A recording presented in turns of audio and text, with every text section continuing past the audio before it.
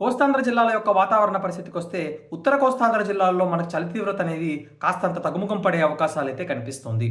ముఖ్యంగా అరకు వ్యాలీ ప్రాంతం కావచ్చు, అలానే మనకు ఉత్తరాంధ్ర జిల్లాలోని పలు భాగాలలో చలి తీవ్రత తగ్గుముఖం పట్టి, మనకు హ్యూమిడిటీ అంటే బాగా ఉక్కపోతగా ఉన్న వాతావరణం అనేది ఉండే అవకాశాలు, ఉండే సూచనలు రాగల 24 గంటల్లో 100% కనిపిస్తుంది.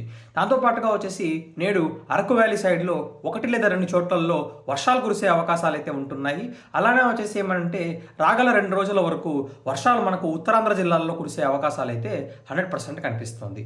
అలానే గోదావరి జిల్లాలతో పాటుగా మధ్య కోస్తాంధ్ర జిల్లాలు అంటే విజయవాడ సైడ్ కావచ్చు, గుంటూరు సైడ్ కావచ్చు, బాపట్ల సైడ్ కావచ్చు, ప్రకాశం జిల్లాలో కావచ్చు ఉక్కపోత వాతావరణం ఉండే అవకాశాలు నేడు మధ్యాహ్నం అలానే సాయంకాల సమయంలో కనిపిస్తుంది. అలానే దక్షిణ కోస్తాంధ్ర జిల్లాల్లో కూడా ఇలాంటి సిమిలర్ వెదర్ ప్యాటర్నే కనిపిస్తుంది. తెల్లవారైతే కాస్తంత చల్లగా ఉంటుంది. అలానే మధ్యాహ్న సమయానికి బాగా మనకి ఎండల తీవ్రత అనేది బాగా తెలిసే అవకాశాలు, ఉక్కపోతగా ఉండే వాతావరణం ఉండే అవకాశాలైతే 100% కనిపిస్తున్నాయండి.